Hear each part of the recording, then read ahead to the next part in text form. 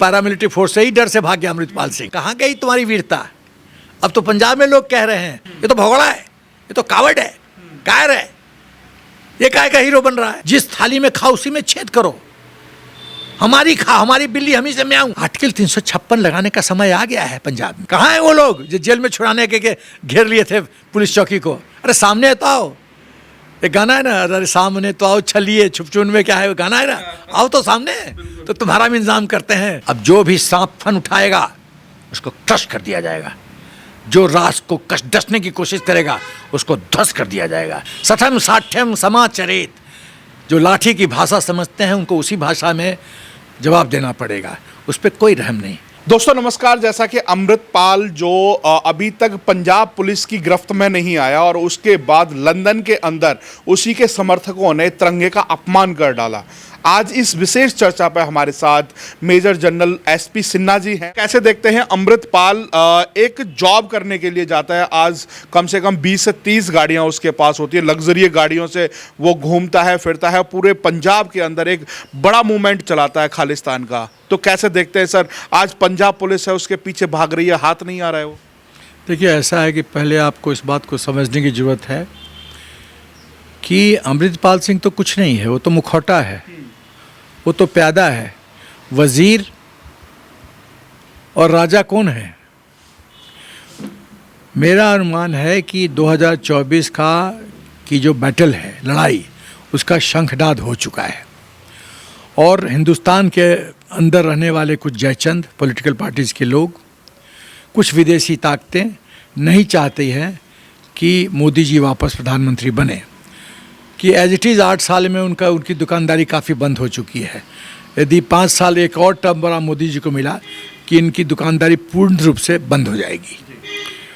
और इनकी दुकानदारी क्या है? लूटो, देश को लूटो। मोदी जी के समय में तो लूट नहीं सकते, कोई मोदी जी खुद नहीं खाते हैं, तो उन्होंने तो कहा है न खाऊंगा न खाने दूंगा, खाऊंगा भी नहीं खाने भी नहीं दूंगा। तो इनको अब वो ज़मीन पे दिखता है। तो सवाल ये है कि इसमें सबसे बड़ा फैक्टर जो रोल अदा कर रहा है वो है पाकिस्तान आर्मी और आईएसआई। ये अमृतपाल सिंह कुछ नहीं है, ये आईएसआई का एजेंट है, मुखौटा है। और मैं अमृतपाल सिंह के बारे में कुछ बताना चाहता हूँ। ये अमृतपाल सिंह 2012 में पंजाब से दुबई गया। इसके चाचा ट्रक का बिजनेस करते थे और यहाँ वो ट्रक ड्राइव भी कुछ दिन किया। और अचानक 6-7 महीने पहले ऐसा क्या हुआ, इसमें क्या गुण आया कि वो सडनली इतना खबर में आना शुरू हो गया है। तो हुआ कुछ नहीं, ये साजिश रची गई पाकिस्तान के आईएसआई के द्वारा कि हमने पंजाब में समस्या खड़ा करना है। और आपको पता होना चाहिए कि 1971 में जब हमने पाकिस्तान के 2 टुकड़े किए थे तो पाकिस्तान ने उसी दिन कसम खाया था कि हम भी हिंदुस्तान के टुकड़े करेंगे। अब बेस्ट जगह है पंजाब, बॉर्डर टाउन है। और 1980 में भी तो उन्होंने प्रयत्न किया था और 84 में आपको पता ही क्या हुआ था, इंदिरा गांधी का मर्डर वगैरह। तो उन्होंने अपना अटेम्प्ट 2, पहले कदम में तो फेल हो गए थे पहला प्रयास में, अब दूसरा प्रयास शुरू किया। तो अमृतपाल सिंह जी को दुबई, अमृत जी नहीं जी तो करना धिक्कार है, अमृतपाल सिंह जो है ट्रेटर, उसको उन्होंने दुबई से उठाया और जैसे फौज में पैराशूट से लैंड करवाते हैं, ऊपर से लैंड करवाया पंजाब में। और इतने चालाकी से इस आदमी ने वारिस पंजाब दा संगठन का बॉस बन गया। और इसका बॉस पहले क्या था? दीप सिद्धू। तो वही दीप सिद्धू है जो लाल किला पे तिरंगा का अपमान किया था। और दीप सिद्धू का कार एक्सीडेंट में उसकी मृत्यु हो गई। अब सवाल पैदा होता है कि उसकी मृत्यु हुई कैसे? उसकी भी जांच होनी चाहिए। उसकी भी जांच होनी चाहिए। और उसमें अमृतपाल सिंह का क्या कनेक्शन है, उसकी भी जांच होनी चाहिए। क्योंकि दीप सिद्धू के तो परिवार वाले बोलते हैं इस आदमी को तो हम जानते तक नहीं और हमारा ये संगठन का बॉस बन गया, हम तो जानते भी नहीं। और दीप तो इसको पहचानता भी नहीं था, तो बॉस कैसे बन गया? तो कहीं ना कहीं तो हाईजैक किया गया ना इस ऑर्गेनाइजेशन को। अब आते हैं, आगे बढ़ते हैं। फरवरी 2023 में एक आदमी कंप्लेन करता है पुलिस को, पंजाब पुलिस को, कि अमृतपाल सिंह के लोगों ने हमें मारा, पीटा, टॉर्चर किया। FIR लॉन्च होता है। तो जो FIR लॉन्च हुआ वो अमृतपाल सिंह और 6 उसके सहयोगी के खिलाफ हुआ। एक सहयोगी था उसमें लवप्रीत सिंह तूफान, उसको अरेस्ट किया गया है। तो अमृतपाल सिंह ने संदेश दिया पुलिस को, या तुम छोड़ दो नहीं तुम छुड़वा लेंगे। पुलिस समझी तो गिदड़ भभकी है, तो कुछ नहीं की। ये अपने सब सहयोगियों के साथ, आपने देखा होगा वीडियो, कितनी संख्या में लोग जाके पुलिस चौकी को घेर लिए और ज़बरदस्ती खुला निकलवा के चल दिया। और पुलिस इतनी हेल्पलेस है आम आदमी सरकार के चक्कर में कि वो कहती है इनके पास सबूत नहीं था तो हमने छोड़ दिया, अपनी इज्जत बचाने के लिए ये झूठ उन्होंने बोला। तो सवाल ये दूसरा प्रश्न, ये बहुत महत्वपूर्ण बिंदु पे आता हूँ कि ये जो कुछ सिख हैं वो जो कह रहे हैं खालिस्तान चाहिए, पहले उनकी सोच पे मैं प्रश्न चिन्ह उठाना चाहता हूँ। मैं पहले तो मैं कहना चाहता हूँ खालसा और खालिस्तान में फ़र्क है। जो सिख अपने गुरुओं के वाणी को सम्मान नहीं करता है वो सिख हो ही नहीं सकता है, वो आतंकी है, वो सिख नहीं है। गुरु गोविंद सिंह जिसका जन्म, मैं पटना का रहने वाला हूँ, पटना में उनका जन्म हुआ था, मेरे घर से मुश्किल से 3 किलोमीटर दूर पे गुरु गोविंद सिंह का जन्म हुआ था। जिस गुरु गोविंद सिंह जी ने अपने 4 शाहजादों की कुर्बानी दी हिंदू धर्म को बचाने के लिए, उसी ग्रुप के लोगों से आप समझौता करके, साजिश करके हिंदुस्तान को और हिंदुज़म को कमज़ोर कर रहे हो। कौन सा तुम, कैसे तुम सिख हो जो अपने गुरुओं के आचरण को नहीं फॉलो कर रहे हो, उनकी सीख को फॉलो नहीं कर रहे हो, उनका इतिहास नहीं फॉलो कर रहे हो और भारत माता के खिलाफ राजद्रोह कर रहे हो। जब सिखिज़्म आया था तो सिख के गुरुओं ने कहा हिंदुओं को कि आपका सबसे बड़ा जो बेटा होगा हमें दे दो। वही प्रथा थी, हिंदू में सबसे बड़ा बेटा सिख बन जाता था। और परिवार वाले सोचते थे हम भारत माँ के लिए कुर्बान किए अपने संतान को कि तुम जाके लड़ो और हमारे धर्म को और राष्ट्र को बचाओ। तो ये तो इतिहास है, इसको कोई झुठला नहीं सकता। और तुम आज क्या कर रहे हो, दुश्मनों के साथ मिलके भारत माता के खिलाफ षड्यंत्र कर रहे हो और खालिस्तान चिल्ला रहे हो। तो मैं फिर करना चाहता हूँ, खालसा और खालिस्तानी में फ़र्क है। खालिस्तानी आतंकी है, देशद्रोही है। खालसा जो गुरु नानक का, गुरु गोविंद सिंह का फॉलोअर है, वो है करेक्ट खालसा, सही खालसा है, उसका सम्मान है। अब मैं तीसरी बात आता हूँ कि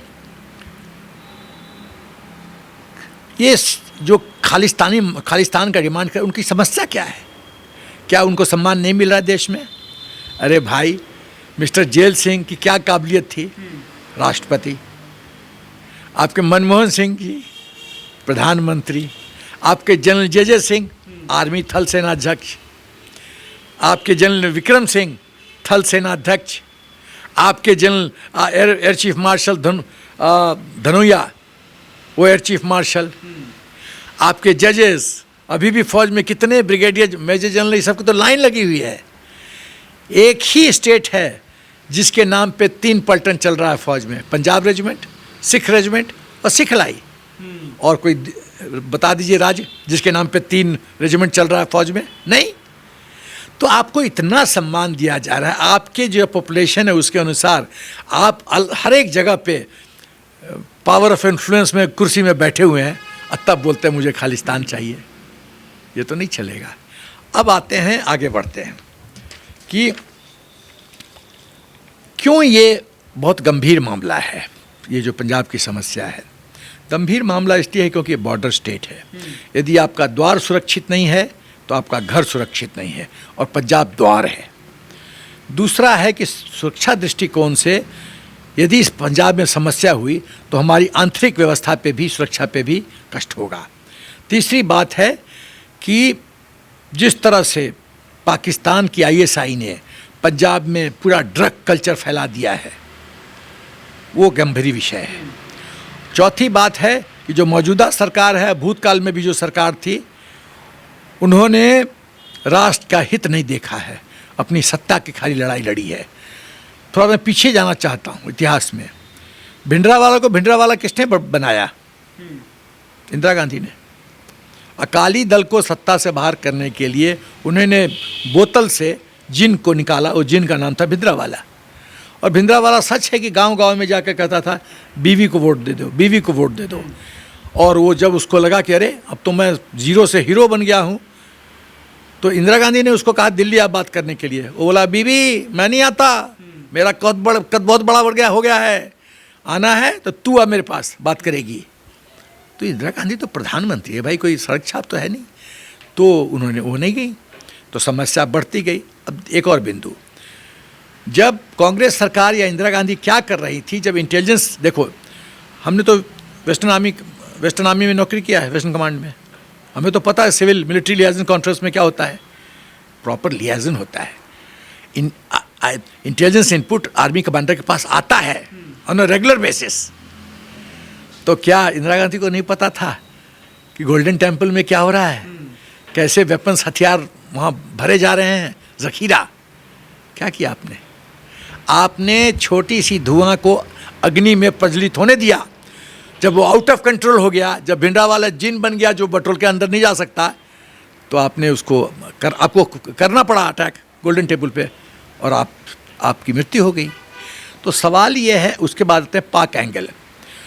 तो पाक एंगल ये है कि जैसा मैंने कहा 71 वॉर के बाद पाकिस्तान ने कसम खाया कि हिंदुस्तान के टुकड़े करेंगे, और ISI लगी हुई है, और भिंडरावाले के अटेम्प्ट में तो फेल कर गए। अब भिंडरावाला 2 अमृतपाल सिंह को खड़ा किया है। ये तो मिस्टर जीरो है, ये तो है कुछ नहीं, एक ट्रक ड्राइवर क्या करेगा। उसके बाद जो सबसे गंभीर बिंदु है वो है कि रोल ऑफ आम आदमी पार्टी एंड केजरीवाल। आपको पता होगा कुमार विश्वास ने एक बार कहा था केजरीवाल के बारे में, केजरीवाल ने उसको कहा था, कुमार विश्वास ने कहा कि आप सही नहीं कर रहे हैं, पंजाब में खालिस्तानी में पाकिस्तान की ISI की खालिस्तानी अप्रोच होती है। तो बोला क्या फ़र्क पड़ता है, मैं खालिस्तान का पहला प्रधानमंत्री या पहला राष्ट्रपति बनूंगा। ये उसकी सोच है, और उसने आज तक रिफ्यूट नहीं किया, नकारा है नहीं कि कुमार विश्वास झूठ बोल रहा है। ये तो केजरीवाल की सोच है। ये भी लोग कहते हैं कि जब इलेक्शन में केजरीवाल चंडीगढ़ में जाके जो खालिस्तान का हितैषी था उसके घर में रहा है, उसके घर में एक प्रॉपर इंक्वायरी होनी चाहिए कि कितना फंडिंग खालिस्तान ने केजरीवाल को दिया है। ये गोवा में जो पैसा खर्च हुआ कहाँ से आया, ये जो पंजाब में जो पैसा खर्च हुआ है कैश कहाँ से आया, इस पर इंक्वायरी, प्रॉपर इंक्वायरी होनी चाहिए, ताकि देश को पता चलना चाहिए कि कौन कौन जयचंद हैं इस देश में। तो मेरा विश्वास है कि खालिस्तान मूवमेंट को पूरी तरह से फंडिंग हो रहा है। बेसिकली कनाडा में जो कुछ लोग हैं, और ये जो चौहान वगैरह जो पाकिस्तान में बेस्ड हैं, जिसको मोढ़ा बनाता है पाकिस्तान ISI, उनके माध्यम से हेवी फंडिंग हो रही है। तो फंडिंग का रास्ता क्या है? और एक पन्नू है वहाँ पे बैठे बैठे वीडियो जारी करता रहता है, पंजाब के लोगों को कहीं ना कहीं भड़काता रहता है। तो सवाल होता है, मैं 2 चीज़ें कहना चाहता हूँ कि जो पैसा आता है हिंदुस्तान के अंदर किस माध्यम से आता है, किसके पास आया। इंटेलिजेंस एजेंसीज को ये डाटाबेस क्रिएट करना पड़ेगा। और वही नहीं, मेरा अपना ख्याल है कि जो अमृतपाल सिंह है, उसके जितने सिंपैथाइज़र हैं हिंदुस्तान में, उसका इंटेलिजेंस लोग डाटाबेस बनाए और सरकार उन पर सख्त कार्रवाई करे। उनका जितना मूवेबल इमूवेबल प्रॉपर्टी है उसको जब्त करो और राष्ट्रीय संपत्ति घोषित करो। इंडियन पीनल कोड 121, 124A पूर्ण रूप से परिभाषित करो, राष्ट्रद्रोह क्या है, फास्ट ट्रैक कोर्ट करो, 30 दिन में न्याय सुनाओ, कैपिटल पनिशमेंट दो और देश से बाहर, आउट ऑफ द कंट्री। और यदि कुछ छड़पने की लोग कोशिश करते हैं पंजाब में, तो अभी तो पैरामिलिट्री फोर्स से ही डर से भाग गया अमृतपाल सिंह, जो कहता था पुलिस को हिम्मत है तो मुझे अरेस्ट करो। वो कहता था कि पुलिस को हिम्मत है तो अरेस्ट करो। 4 बार चकमा देके भाग गया। जो काफिला था उसमें कार में एक्सीडेंट मारा, फिर भाग गया, दुम दबा के भाग गया। कहाँ गई तुम्हारी वीरता? अब तो पंजाब में लोग कह रहे हैं ये तो भगोड़ा है, भगोड़ा है। सिख जो ट्रू सिख है वो सब कुछ बर्दाश्त कर सकता है, ये बदनामी नहीं बर्दाश्त करता कि भगोड़ा हो गया, कोई सिख भगोड़ा हो गया। ये तो भगोड़ा है, ये तो कावड़ है, कायर है, ये काय का हीरो बन रहा है। तो सवाल पैदा होता है कि उसके बाद जो मैं कहना चाहता हूँ कि अमृतपाल सिंह के सिंपैथाइजर को अरेस्ट करो और राजद्रोह का मुकदमा चलाओ। अभी 100 से ज़्यादा लोगों को गिरफ्तार कर लिया गया। 78 के करीब है, बट 14 के 14 हो गया। उसके बाद सबसे एक और बिंदु मैं कहना चाहता हूं कि वक्त अब आ गया है। इस देश में कुछ पॉलिटिशियंस कुछ भी बोलते हैं और उन पर कुछ नहीं होता। नहीं, ऐसा नहीं चलेगा, ऐसा नहीं चलेगा। एक कोड ऑफ कंडक्ट सरकार को डिफाइन करने की जरूरत है। आचरण के रूल्स, डूज एंड डोंट्स, ये आप कर सकते हो, ये नहीं कर सकते। आप राजद्रोह क्या क्या है उसको परिभाषित करके आप यदि ये करते हो, राजद्रोह माना जाएगा। और ऐसे ऐसे लोग जो बकवास करते हैं, नाम मैं नहीं लेना चाहता हूँ, जो यहाँ डेली पता नहीं अफीम खा के या गांजा चरस खा के बकवास करते हैं, वो लोग को अकाउंटेबिलिटी फिक्स करना पड़ेगा। या तो आप साबित करो कि आप जो कह रहे हो सच है, और नहीं साबित कर सकते हो तो बुढ़िया बिस्तर बांधो, कानूनन उनको पॉलिटिक्स से बाहर करो, पॉलिटिक्स से बाहर उठा के फेंको। उनको पॉलिटिक्स में रहने का कोई मतलब नहीं होता है, क्योंकि आप देश को कमज़ोर करते हो, देश को बदनामी करते हो, आप चीन की गुलामी करते हो, चीन के फेवर में बात करते हो। नहीं चलेगा ये। खाओ, हम जिस थाली में खाओ उसी में छेद करो। हमारी खा, हमारी बिल्ली हमी से म्याऊं, तो ये म्याऊं वाला सिस्टम नहीं चलेगा। अब अकाउंटेबिलिटी फिक्स करना पड़ेगा सर, देश को और सरकार को। सरकार, कानून तो सरकार बनाती है, कानून बनाओ कि आप यदि कोड ऑफ कंडक्ट वायलेट किए तो 5 साल, 6 साल, 10 साल पॉलिटिकली बैन। ये सभी क्यों बैन? राजद्रोह प्रूव हो, आउट ऑफ द कंट्री। और मेरी अपनी सोच है, देखिए आर्टिकल 356 जो संविधान बनाए थे वो एक ब्रह्मास्त्र के रूप में उन्होंने बनाया है। तो जब अश्वत्थामा को पांडवों ने घेर लिया तो उसने ब्रह्मास्त्र का इस्तेमाल किया ना। हालांकि भगवान श्री कृष्ण ने कहा कि तुम इसका दुरुपयोग कर रहे हो, इसकी सजा मैं दूंगा तुमको। आर्टिकल 356 लगाने का समय आ गया है पंजाब में। तो आज ब्रह्मास्त्र चलाने की जरूरत है एकदम। मेरा अपना अनुमान है ब्रह्मास्त्र, हाँ, लेकिन ब्रह्मास्त्र कब चलाया जाता है? ब्रह्मास्त्र अश्वत्थामा ने कब चलाया था? जब देखा था चारों पांडव घेर लिए हैं, अब तो मृत्यु सामने है, अस्त्र भी मेरे पास नहीं है, तो अब ब्रह्मास्त्र चलाया। तो ये सरकार को चाहिए ऑप्शन ए बी सी पूरा इस्तेमाल कर ले। ऑप्शन ए में ही फंस गया अमृतपाल सिंह, भाग गया। कहाँ हैं उसके लोग सपोर्टर? कहाँ हैं वो लोग जो जेल में छुड़ाने के घेर लिए थे पुलिस चौकी को? अरे सामने तो आओ, एक गाना है ना, अरे सामने तो आओ छलिए छुपचुन में, क्या है वो गाना है ना, आओ तो सामने, तो तुम्हारा भी इंतजाम करते हैं, जरा सामने तो आओ छलिए, जरा सामने आओ भाई मेरे बच्चे, बड़ा खालसा बनते हो। तो सवाल ये है, तो ये करने की ज़रूरत है और सरकार को एक संदेश देने की ज़रूरत है कि इस सब सिनेरियो में एक्ट फास्ट, एक्ट टफ, तेजी और शक्ति का प्रदर्शन ये बहुत ज़रूरी है। जब मैं जूनियर था, लेफ्टिनेंट था फिरोजपुर में 1973 में, तो सेकंड लेफ्टिनेंट था, तो एक बड़े सीनियर ऑफिसर मेरे थे, मेरे को बड़ा लाइक करते थे, वो फुटबॉलर थे, मैं भी फुटबॉल ब्लू है इंडिया का। तो उन्होंने कहा, एसपी सर देख बच्चे, सरकार एक बुलडोज़र की तरह है, जब बुलडोज़र चलती है ना तो अच्छे अच्छे ध्वस्त हो जाते हैं। आर्मी भी ऑर्गेनाइजेशन एक बुलडोज़र है, वो जब चलेगी तो ध्वस्त हो जाओगे, इसलिए पंगा कभी मत लेना। तो अब जो सरकार का बुलडोज़र है वो चल पड़ा है पंजाब में। अब देखता हूँ अमृतपाल सिंह जी कहाँ रहता है। ये कुछ नेता हैं वो तो कह रहे हैं कि जैसे हरप्रीत कौर है, वो कह रहे हैं कि ये आम आदमी और केंद्र सरकार है वो सिर्फ पंजाब को बदनाम करने की साजिश कर रहे हैं, हमारे युवाओं को बदनाम करने की साजिश कर रहे हैं। इस तरह का तो कुछ है ही नहीं मूवमेंट यहाँ पर, कोई मूवमेंट नहीं है। तो खालिस्तान जिंदाबाद जिंदाबाद क्यों हो रहा है? ये अमृतपाल सिंह इतना रैली रीड करके भिंडरावाले जिंदाबाद क्यों कह रहा है? वो भिंडरावाले कौन था? कौन कबीर था? कौन तुलसीदास था? क्या था वो भिंडरावाले? तो सवाल ये देखो, ये सब नौटंकी मास्टर हैं, इनके हाथ में ढोलक है, जब देखते हैं कि आर्गुमेंट दे नहीं सकते तो ढोलक बजाना शुरू कर देते हैं। इस सबसे कोई फ़र्क नहीं पड़ता है। सबसे बड़ा इस देश में जो सोशल मीडिया आप लोग जो कंट्रीब्यूट कर रहे हैं कि आप लोगों ने जन जागरण कर दिया है। अब वास्तविकता क्या है वो आप लोग तक पहुंचा रहे हैं इन मैटर ऑफ आवर्स, घंटों के बीच में। ऐसा पहले नहीं था। क्यों? सरकार जो थी वो दबा देती थी अपोजिशन का वॉइस। पुराने कांग्रेस टाइम की बात कर रहा हूँ। बाबू जयप्रकाश नारायण को कैसे जेल किया गया? उनका किडनी फेलियर कैसे हुआ? कैसे हुआ? बंसीलाल जवाब दे कि मौत के पीछे कौन जिम्मेदार है जयप्रकाश नारायण जी के। जवाब दे बंसीलाल, कैसे किडनी फेलियर हुआ बाबू जयप्रकाश नारायण का? तो सवाल है, अब लोग, भाई उस समय न सोशल मीडिया था, न यूट्यूब था, न आपका मोबाइल था, संचार का माध्यम बहुत लिमिटेड था। कितने लोग पेपर पढ़ते थे? अरे रोजी रोटी के लिए तो भागते भागते रात हो जाता था, तो पेपर क्या पढ़ेगा? अब तो मोबाइल है, ये ट्राम में बैठा या अपना वो ट्रेन में बैठा देख रहा है।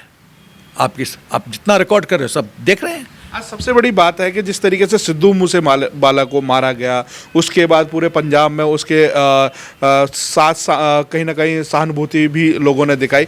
आज अगर बरसी होती है तो उनकी माँ कहती हैं कि हम आज भी गुलाम हैं, हम आज़ाद नहीं, और खालिस्तान जिंदाबाद के नारे लगाती हैं वो भी। जाओ ना भाई, पंजाब में जाओ ना। खालिस्तान लेना है तो जो पाकिस्तान में पंजाब पोर्शन है, पहले उसको जाके कैप्चर करो, बनाओ उसको खालिस्तान, बनाओ। ये एक मुंगेरी लाल के हसीन सपना देखना छोड़ दें।